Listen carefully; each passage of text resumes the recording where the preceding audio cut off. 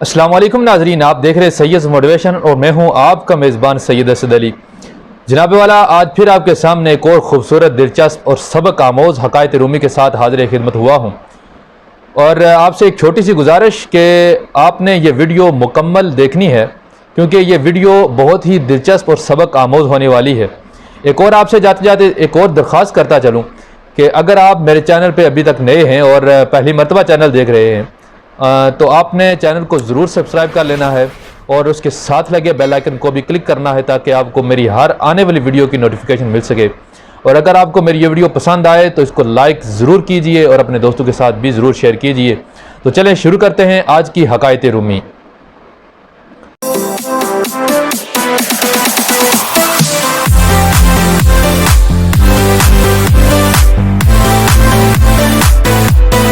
जनाब वाला मौलाना रूम अलैहिर्रहमा फरमाते हैं कि फ़िरबिस्तान के एक हवसज़दा इलाके में 3 अक़साम के आदमज़ाद रहते थे। उनमें से एक की नज़र इतनी तेज़ थी कि वो चलती हुई चींटी के पाँव देख लिया करता था, लेकिन वो दिमाग की आंखों से अंधा था। और तीसरे की समाअत बहुत तेज़ थी, लेकिन वो दिल और दिमाग के कानों से बहरा था। और जो तीसरा था वो मादरजाद नंगा था, लेकिन उसके कपड़ों के दामन बहुत दराज थे। समझने वाले को शायद इस वीराने से कोई ख़जाना हाथ आ जाए। एक दिन वो जो अंधा था वो कहने लगा कि भाइयों, मुझे दूर से कुछ आदमियों की जमात आती नज़र आ रही है। मैं देख रहा हूँ कि वो हमारे नज़दीक आ रहे हैं और मुझे ये खदशा है कि कहीं वो लोग हमें नुकसान ना पहुँचा दें, तो इससे पहले कि वो यहाँ आएँ हमें यहाँ से भाग जाना चाहिए।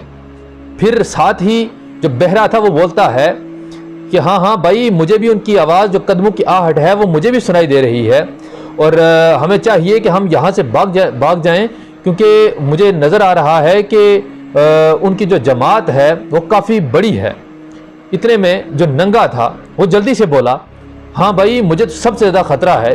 मुझे ये ख़तरा है कि कहीं वो लोग मेरे कपड़े ही चुरा कर ना ले जाएँ, मुझे मेरे कपड़ों को नुकसान ना पहुँचा दें। उसे तो ये डर होने लगा था। अब जो अंधा था वो कहने लगा, भाइयों, जमात और ज़्यादा नज़दीक आ गई है, हमें चाहिए कि हम जल्दी से यहाँ से भाग जाएं। बहरा था, उसने कहा कि भाई बिल्कुल ऐसा ही है, वो जमात बिल्कुल नज़दीक आ रही है, होशियार हो जाओ। जो तीसरा था नंगा, उसने कहा, भागो, मुझे तो सबसे ज़्यादा ख़तरा है। अब वो क्या होता है कि वो तीनों वहाँ से भागते भागते शहर से बाहर निकलते हैं और एक गाँव में जाकर पहुँचते हैं। भाग कर उनका भूख के मारे बुरा हाल हो चुका होता है और जो अंधा होता है उसको एक हरा मोटा ताज़ा मुर्ग दिखाई देता है, और जो बहरा होता है वो उस मुर्ग की आवाज़ को सुनता है, और जो नंगा होता है वो उस मुर्ग को जल्दी से अपने दामन में समेट लेता है। अब उस मुर्ग की हालत ये होती है कि वो काफ़ी अरसे से मरा पड़ा होता है, ना तो उसके जिस्म पर किसी किस्म की कोई बोटी होती है और ना ही कोई खाल।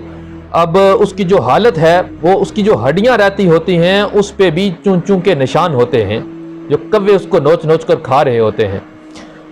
अब वो तीनों भूख के मारे जल्दी से कहीं से देग ढूंढ के लाते हैं, और देग का यह आलम होता है कि ना तो उसका पेंदा होता है और ना उसका मुंह।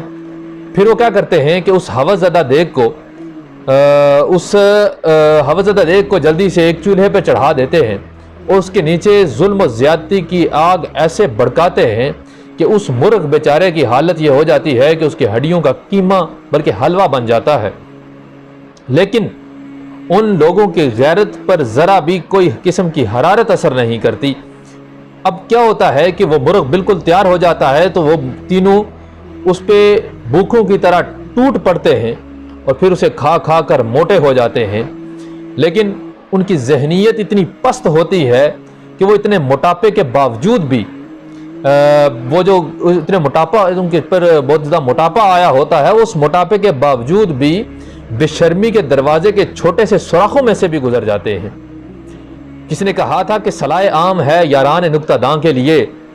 बताना ये चाहता हूँ कि यहाँ पे जो झूठी उम्मीद है उसकी मिसाल उस बहरे जैसी है जो दूसरों के मरने की खबर तो सुनता है, लेकिन उस आदमी को अपना मरना याद नहीं है।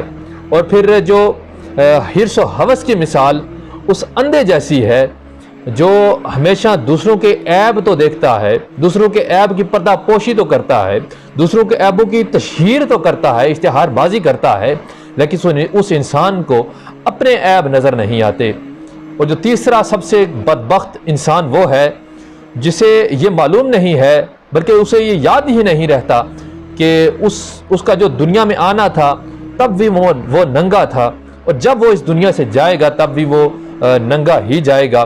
اس کے پاس کسی قسم کی دنیا کا کوئی مال و متاع نہیں جائے گا، اس کے ساتھ اولاد نہیں جائے گی، اس کے ساتھ وہ علم نہیں جائے گا، اس کے پاس جو ہنر تھا وہ اس کے ساتھ نہیں جائے گا۔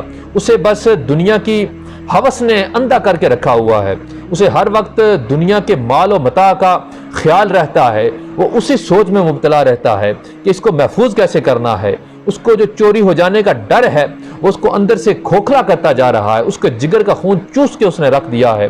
لیکن اس بدبخت انسان کو یہ بالکل معلوم نہیں ہے کہ اس دنیا میں جو بھی آیا ہے وہ اس نے کسی قسم کا مال اپنے ساتھ نہیں لے کے گیا، بلکہ اس کے ہاتھ دونوں خالی ہوتے ہیں۔